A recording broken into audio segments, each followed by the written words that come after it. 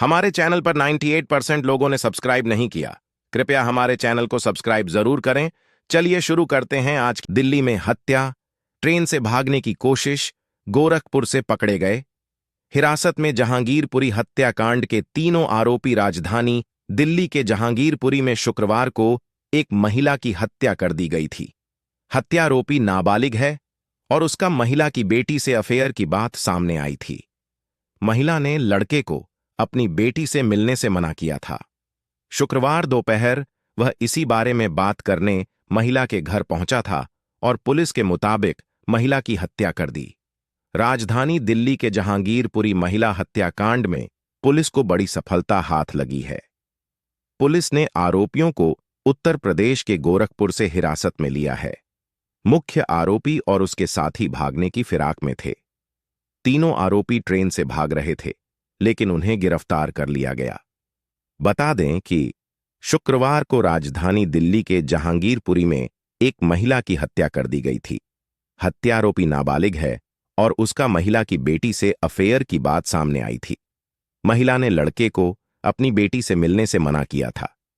शुक्रवार दोपहर वह इसी बारे में बात करने महिला के घर पहुंचा था और पुलिस के मुताबिक महिला की हत्या कर दी।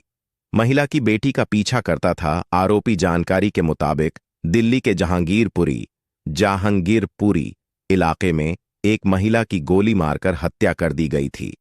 दरअसल एक नाबालिग लड़का महिला की बेटी का पीछा करता था। जब महिला ने बेटी को हॉस्टल भेज दिया तो आरोपी ने अपने 2 साथियों के साथ महिला के घर में घुसकर गोली मार दी। इस घटना से इलाके में दहशत फैल गई। पुलिस ने आरोपियों की तलाश में 10 से ज्यादा टीमें गठित की थीं। आसपास के सीसीटीवी फुटेज से आरोपियों के स्पॉट पर आने और भागने के रास्ते का ट्रेल पुलिस ने तैयार किया गया था। पहले भी आरोपी के खिलाफ दर्ज हुई थी शिकायत। पुलिस का कहना है कि विक्टिम फैमिली ने इससे पहले आरोपी लड़के के खिलाफ शिकायत दर्ज कराई थी। शिकायत के आधार पर पुलिस ने पॉक्सो एक्ट के तहत एक्शन लिया था। उस वक्त पुलिस ने आरोपी और विक्टिम दोनों को नेपाल से ट्रैक किया था। पकड़े जाने के बाद पुलिस ने आरोपी को जुवेनाइल जस्टिस होम भी भेजा था। परिवार दोनों के इस रिश्ते के खिलाफ था, इसलिए लड़की को हॉस्टल भेज दिया था। पुलिस ने सीसीटीवी फुटेज से की थी पहचान। शुक्रवार दोपहर आरोपी अपने साथी के साथ लड़की के घर पहुंचा था। उसने मां से लड़की के बारे में पूछा। इस पर जवाब में जब मां ने कहा कि लड़की दिल्ली के बाहर हॉस्टल में है, तो आरोप है कि लड़के ने महिला को गोली मार दी। जिसने गोली मारी है वो नाबालिग है और दूसरे समुदाय का है। पुलिस ने सीसीटीवी के जरिए नाबालिग आरोपी के एक साथी की पहचान कर ली है। क्या है पूरी कहानी? जहांगीरपुरी इलाके के जे ब्लॉक में रहने वाली महिला की नाबालिग बेटी ट्यूशन पढ़ने जाती थी। आरोप है कि एक नाबालिग लड़का अपने दोस्तों के साथ उसका पीछा करता था। जब इसकी जानकारी लड़की ने अपने परिजनों को दी तो परिजनों ने शिकायत पुलिस से की। इसके बाद भी आरोपी नहीं माना। इसके बाद परिजनों ने लड़की को हॉस्टल भेज दिया। यह बात आरोपी लड़के नागवार लगी। आरोपी लड़का शुक्रवार को अपने 2 साथियों के साथ लड़की के घर पहुंचा। उस वक्त लड़की की मां घर पर अकेली थी। उसने पूछा कि लड़की कहां है। इस पर मां ने कहा कि वह यहां से दूर एक हॉस्टल में है। इसके बाद आरोपी ने गोली मार दी और फरार हो गया। दिल्ली पुलिस ने शुक्रवार को उत्तर पश्चिम दिल्ली के जहांगीरपुरी में एक महिला की हत्या के मामले में 3 लड़कों को पकड़ा है। पुलिस सूत्रों ने बताया कि 2 आरोपियों को गोरखपुर से कब्जे में लिया गया, जबकि एक को गुड़गांव के पास पकड़ा गया है। उन्होंने बताया कि पुलिस यह पता लगाने की कोशिश कर रही है कि क्या ये तीनों संदिग्ध नेपाल भागने की फिराक में थे या बिहार जाने के, क्योंकि इनमें से 2 लड़कों का घर इन्हीं 2 जगहों में है। सूत्रों ने बताया कि शुरुआती पूछताछ के दौरान महिला को गोली मारने वाले 17 वर्षीय लड़के ने पुलिस को बताया कि जिस लड़की से वह रिश्ता चाहता था उसके परिवार ने उसे एक ऐसे हॉस्टल में भेज दिया था जहां फोन इस्तेमाल करने की अनुमति नहीं थी और उसे लड़की की मौजूदा लोकेशन के बारे में नहीं पता था। एक सूत्र ने बताया कि शुक्रवार को वह लड़की के घर में घुसा और लड़की की मां से उसका पता बताने की मांग की। जब महिला ने इनकार कर दिया तो उसने उन पर गोलियां चला दी। पुलिस को हत्या में इस्तेमाल हथियार की तलाश। पुलिस को अभी भी उस हथियार की तलाश है जिसका इस्तेमाल हत्या में हुआ था। पुलिस को शक है कि भागते समय आरोपियों ने गोरखपुर की तरफ जाते वक्त उसे कहीं फेंक दिया होगा। एक पुलिस सूत्र के मुताबिक लड़के ने हमें बताया कि उसने अपनी पिस्तौल उन दोस्तों से ली थी जो उसके साथ पीड़िता के घर गए थे। उसने यह भी दावा किया है कि जिस शख्स ने उन्हें ये पिस्तौल दी थी वो शायद बिहार का रहने वाला है। जांच में पता चला है कि 17 साल के इस लड़के को पिछले साल लड़की को कथित रूप से किडनैप करने के आरोप में पकड़ा गया था। सूत्र ने बताया कि उसे 1 महीने के बाद सुधार गृह से रिहा कर दिया गया था।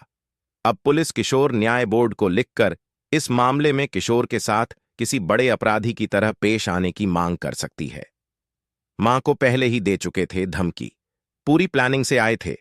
पीड़िता के रिश्तेदारों का दावा है कि मुख्य आरोपी की मां ने उन्हें गंभीर परिणाम भुगतने की धमकी दी थी। जब एक पुलिस अधिकारी से परिवार के आरोपों के बारे में पूछा गया तो उन्होंने कहा कि धमकी देने के दावों की जांच की जाएगी। पीड़िता के एक रिश्तेदार के अनुसार हत्या की सावधानीपूर्वक योजना बनाई गई थी और रेकी के बाद इसे अंजाम दिया गया। उस आदमी ने कहा कि घटना के समय मेरी भाभी और पत्नी वहां थीं। आसपास कोई पुरुष नहीं था और हमें शक है कि उन्होंने हमले के लिए यही समय सही समझा। उन्होंने संदिग्ध हत्यारे की उम्र निर्धारित करने के लिए मेडिकल जांच की मांग की ताकि यह पता लगाया जा सके कि वह नाबालिग है या वयस्क।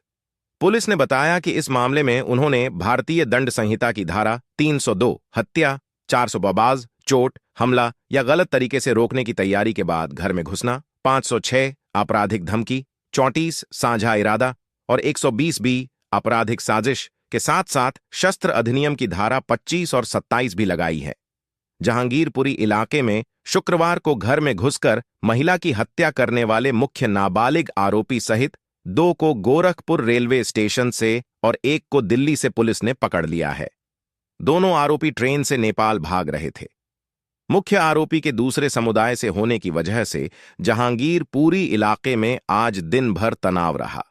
भारी संख्या में इलाके में पुलिस बल तैनात है। कई हिंदू संगठन के लोग पीड़ित परिवार से मिलने पहुंचे हैं।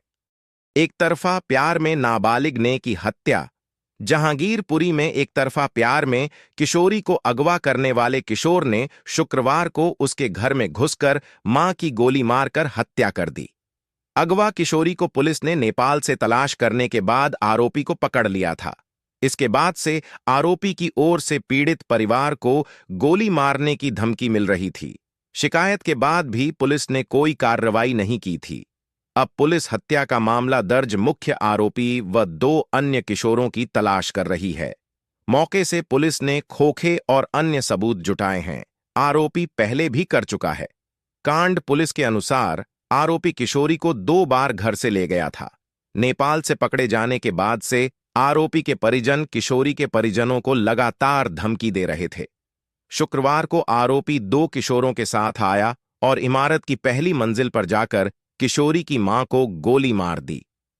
2 महीने पहले भी किशोरी हुई थी। अगवा पीड़ित परिजनों ने बताया कि करीब 2 महीने पहले पुलिस की मदद से अगवा किशोरी को नेपाल से लाए आए थे। किशोरी को कोई नुकसान न हो इसलिए परिवार ने कोई मामला दर्ज नहीं करवाया था। किशोरी को हॉस्टल में भेज दिया गया था।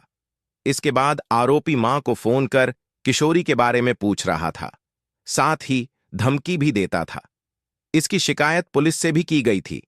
आरोपी धमकी देता था कि किशोरी की शादी उसी से होगी, इसके लिए वह कुछ भी कर सकता है। ट्यूशन जाते समय आरोपी करता था छेड़छाड़। परिजनों का कहना है कि इलाके में दुकान करने वाले पिता किशोरी को पढ़ाना चाहते थे। किशोरी के ट्यूशन जाने के दौरान नाबालिग उसका पीछा करता था, उसके साथ छेड़छाड़ व बदतमीजी करता था। इस बात की जानकारी मिलने के बाद पिता या मां उसे ट्यूशन छोड़ने जाते थे। इस दौरान किशोर को समझाया भी था, लेकिन किशोर उन्हें धमकी देता था। इसके बाद वह किशोरी को अगवा कर नेपाल ले गया। वहीं तीसरे आरोपित को पुलिस ने गुरुग्राम से पकड़ लिया। मुख्य आरोपित के दूसरे समुदाय के होने की वजह से शनिवार को क्षेत्र में दिन भर तनाव का माहौल रहा। माहौल बिगड़ने की आशंका को देखते हुए पुलिस ने क्षेत्र को छावनी में तब्दील कर दिया। पुलिस ने इन आरोपितों के खिलाफ आईपीसी की धारा 302, 422, 506, 685, 120B समेत आर्म्स एक्ट के तहत मामला दर्ज किया है। ट्रेन से भागने वाला था नेपाल उत्तरी पश्चिमी जिला के एक पुलिस अधिकारी ने बताया कि पुलिस छानबीन में पता चला कि मुख्य आरोपित का नेपाल आना जाना लगा रहता है, जिससे टीम ने अंदाजा लगाया कि आरोपित हत्या के बाद ट्रेन से नेपाल भाग सकता है, जिसके बाद दिल्ली पुलिस ने आरोपित के भागने की दिशा में सीसीटीवी कैमरे की जांच। शुक्रवार को अपने साथियों के साथ मिलकर गोली मारकर किशोरी की मांग की हत्या कर दी। हत्या करने से पहले मुख्य आरोपित खुद के इंटरनेट मीडिया अकाउंट पर पिस्टल ऑफ गोली के साथ फोटो शेयर किया था। 3 वर्षों से किशोरी कर रहा था। परेशान मुख्य आरोपित किशोरी से शादी करना चाहता था, जिसका किशोरी की मां हमेशा विरोध करती थी। एक पुलिस अधिकारी ने बताया कि आरोपित पिछले 3 सालों से किशोरी को परेशान करता था। आरोपित को पुलिस ने वर्ष 2021 और 2023 में भी पकड़ा था। वह 1 माह तक बाल सुधार गृह में बंद रहा है। बीते महीने मार्च में फिर से यह किशोरी को नेपाल लेकर भागा था, जहां से पुलिस ने नाबालिग को सकुशल बरामद कर लिया। हाल ही में किशोरी की मां ने आगे की पढ़ाई के लिए एक गुरुकुल में नामांकन करा दिया था, जो गुरुकुल के ही हॉस्टल में रहती थी। तभी से आरोपित काफी नाराज चल रहा था। कई बार किशोरी की मां को फोन पर धमकी भी दे चुका था। हत्या वाले दिन भी आरोपित ने किशोरी की मां को फोन पर धमकी दी थी। 300 मीटर पर है पुलिस बूथ। पीड़ित परिवार के 1 किलोमीटर की दूरी पर जहांगीरपुरी थाना है, वहीं 300 मीटर की दूरी पर पुलिस बूथ भी है। ऐसे में लोग हैरान हैं कि दिन दहाड़े हाथ में पिस्टल लेकर घनी आबादी वाले क्षेत्र में आरोपित अपने साथियों के साथ आता है, फिर वारदात को अंजाम देकर फरार हो जाता। दिन दहाड़े हुई इस वारदात के बाद से क्षेत्र के लोगों में भी पुलिस के प्रति काफी नाराजगी है। इनके बीच सुरक्षा को लेकर भी डर का माहौल है। इस मामले में आरोपी के खिलाफ पहले ही शिकायत दर्ज कर ली गई थी। पुलिस के मुताबिक आरोपी लड़के के खिलाफ परिवार ने पहले भी शिकायत की थी और इसके बाद भी आरोपी नहीं माना। इसके बाद लड़की को हॉस्टल भेज दिया गया, जिससे आरोपी और उसके साथियों के बीच विवाद बढ़ गया। शुक्रवार को आरोपी अपने साथियों के साथ लड़की के घर गया, जहां वे उसकी मां से मिलने आए थे। जब मां ने बताया कि बच्ची दूर हॉस्टल में है, तो आरोपी ने उसे गोली मार दी। इस मामले में आरोपियों की पहचान भी पुलिस ने सीसीटीवी फुटेज से की थी। जहांगीरपुरी में शुक्रवार को घर में घुसकर महिला की हत्या कर फरार हुए नाबालिग आरोपी को पुलिस ने गोरखपुर रेलवे स्टेशन से साथी के साथ पकड़ा है। वहीं एक अन्य आरोपी को गुरुग्राम से हिरासत में लिया गया है। मुख्य आरोपी साथी के साथ नेपाल भागने की फिराक में था। उधर मुख्य आरोपी के दूसरे समुदाय के होने से शनिवार को इलाके में तनाव की स्थिति बनी रही। कई हिंदू संगठनों के लोग पीड़ित परिवार से मिलने के लिए पहुंचे। माहौल बिगड़ने की आशंका को देखते हुए पुलिस ने इलाके को छावनी में तब्दील कर दिया। पुलिस के अनुसार नाबालिग ने महिला की 14 साल की बेटी को अगवा कर लिया था। किशोरी को नेपाल से बरामद करने के बाद परिजनों ने उसे हॉस्टल में भेज दिया था। किशोरी के नहीं मिलने पर आरोपी लगातार पीड़ित परिवार को जान से मारने की धमकी दे रहा था। इस बीच शुक्रवार दोपहर नाबालिग आरोपी ने 2 दोस्तों के साथ मिलकर महिला की गोली मारकर हत्या कर दी थी। सीसीटीवी की जांच में पुलिस को पता चला कि आरोपी रेलवे स्टेशन की ओर भागा है। नेपाल भागने की आशंका को देखते हुए गोरखपुर रेलवे पुलिस को जानकारी दी। इसके बाद पुलिस ने गोरखपुर रेलवे स्टेशन से दोनों किशोरों को पकड़ लिया, जबकि तीसरे साथी को शनिवार दोपहर गुरुग्राम से पकड़ा गया। मुख्य आरोपी बक्सर का रहने वाला है। इधर शनिवार को कई हिंदू संगठनों के स्थानीय नेताओं का पीड़ित परिवार के घर आना जाना लगा रहा। दोपहर करीब 1 बजे विश्व हिंदू परिषद दिल्ली प्रांत के पदाधिकारी कपिल खन्ना, सुरेंद्र कुमार गुप्ता व अन्य स्थानीय संगठनों के कार्यकर्ता पीड़ित परिवार से मिलने के लिए पहुंचे।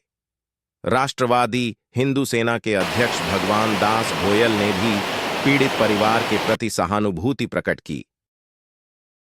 महिला का शव पहुंचते ही लोगों की आंखें हुईं नम। शनिवार दोपहर 1:30 बजे पोस्टमार्टम होने के बाद महिला का शव घर लाया गया तो हर किसी की आंखें नम हो गईं। करीब 2:30 बजे पुलिस की सुरक्षा के बीच शव को केवल पार्क श्मशान में अंतिम संस्कार के लिए ले जाया गया। परिजनों ने बताया कि बेटी को मोबाइल से मां के अंतिम दर्शन करवाए गए। हॉस्टल में रहने वाली बेटी घर आकर मां को देखना चाहती थी, लेकिन हालात को देखते हुए उसे आने से मना कर दिया गया। पीड़ित परिवार की गली में रहता था। आरोपी स्थानीय लोगों ने बताया कि कुछ साल पहले आरोपी इसी गली में रहता था। उसके बाद पीछे वाली गली में रहने लगा। फिलहाल वह कांपसहेड़ा में रह रहा है। मृत महिला के पति इलाके में दुकान चलाते हैं। 4 मंजिला इमारत की पहली मंजिल पर पीड़ित परिवार रहता है। भूतल और अन्य मंजिल पर महिला के जेठ, देवर और परिवार के अन्य सदस्य रहते हैं। गली में रहने के दौरान ही आरोपी किशोरी के साथ छेड़छाड़ कर रहा था। 3 साल से किशोरी को तंग कर रहा था। आरोपी पुलिस अधिकारी ने बताया कि आरोपी 2021 से किशोरी को तंग कर रहा था। आरोपी को पुलिस ने 2021 और 2023 में पकड़ा था। वह 1 माह तक बाल सुधार गृह में बंद रहा। उसके बाद मार्च 2024 को वह किशोरी को लेकर नेपाल भाग गया, जहां से पुलिस ने किशोरी को सकुशल बरामद कर लिया था। उसके बाद परिवार वालों ने किशोरी को हॉस्टल में भेज दिया था। उसके बाद से आरोपी किशोरी की तलाश कर रहा था। शुक्रवार को किशोरी की तलाश करते हुए उसके घर पहुंचा था।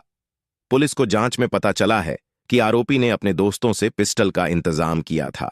परिवार वालों का आरोप है कि आरोपी के पास 2 आधार कार्ड हैं। उन लोगों का आरोप है कि वह बालिग है।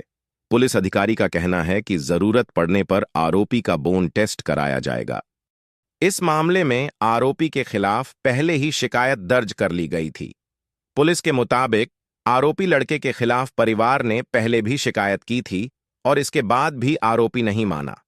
इसके बाद लड़की को हॉस्टल भेज दिया गया, जिससे आरोपी और उसके साथियों के बीच विवाद बढ़ गया। शुक्रवार को आरोपी अपने साथियों के साथ लड़की के घर गया, जहां वे उसकी मां से मिलने आए थे। जब मां ने बताया कि बच्ची दूर हॉस्टल में है, तो आरोपी ने उसे गोली मार दी। इस मामले में आरोपियों की पहचान भी पुलिस ने सीसीटीवी फुटेज से की थी,